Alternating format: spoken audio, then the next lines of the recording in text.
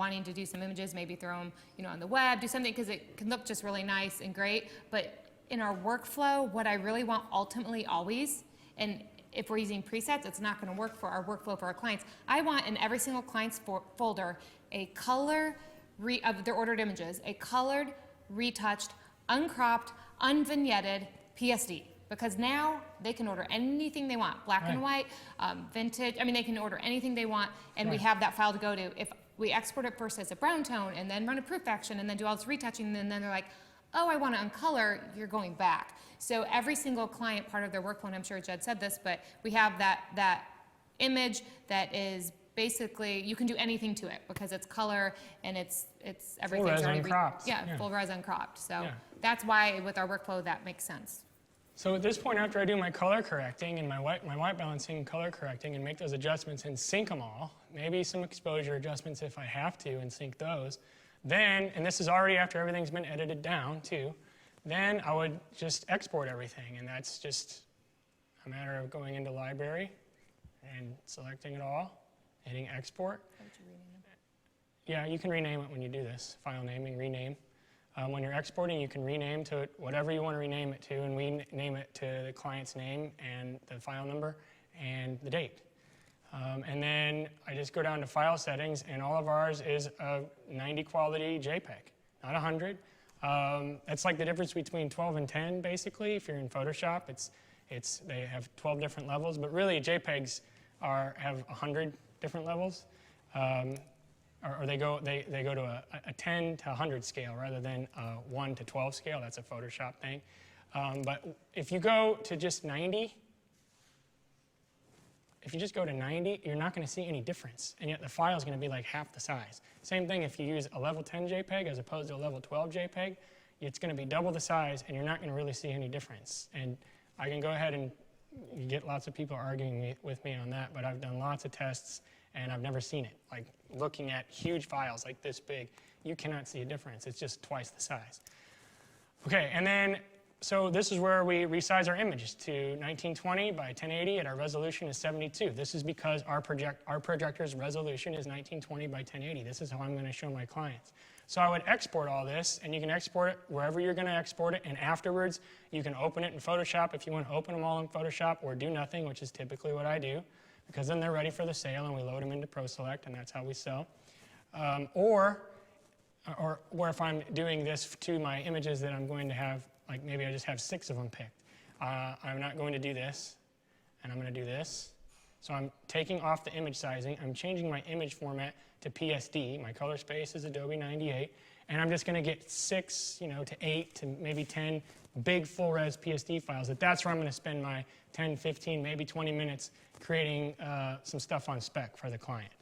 But that's really, I don't know, that's really it. Well, because then once they're exported, we do the proof action, which we showed you. So. Right.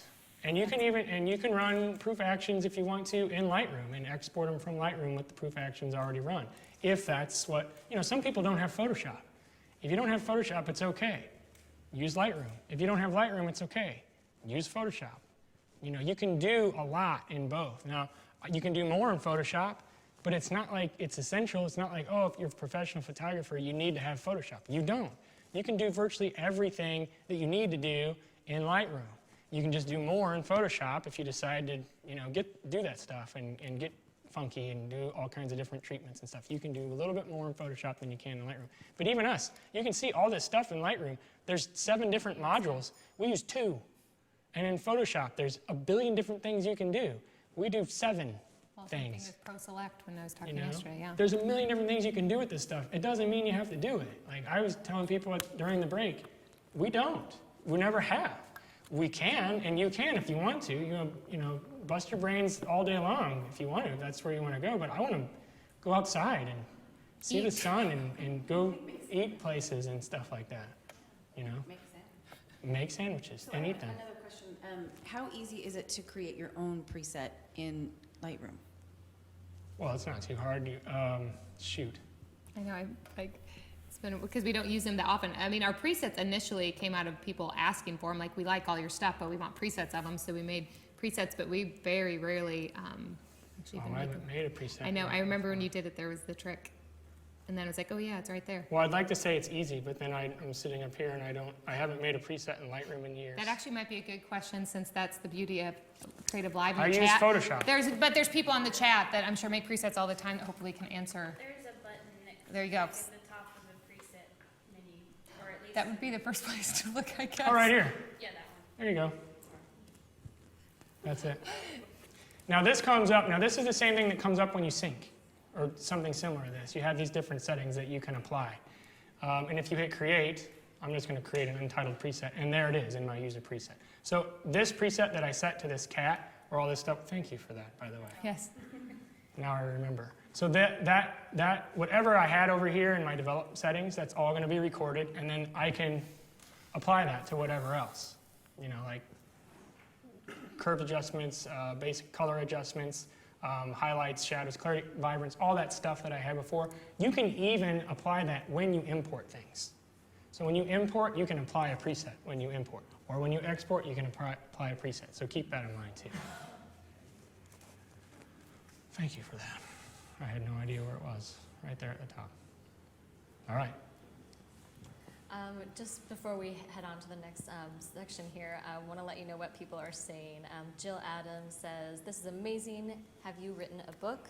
Give us more. What resources would you recommend to learn how effectively to do all this?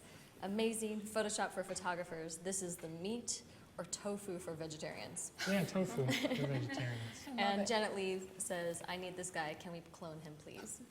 Actually, you've been asked that many times. I've been asked that. I need a Jed.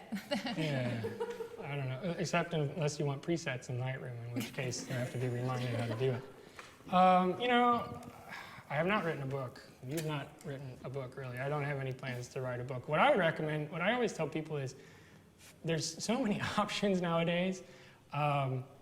Most of the time, if you see somebody's work that you really like, and you see somebody's style that you really like, and you get a feel for them as a person, you think, I want to learn from this person, the option usually exists nowadays. I mean, who's not doing workshops? Everybody's doing workshops.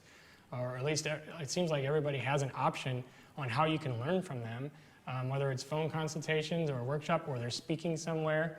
That's how I did it at the beginning when I was learning. You know, Dave Junian was somebody that I really liked his work, and he seemed to know what he was doing. Thankfully for me, he did.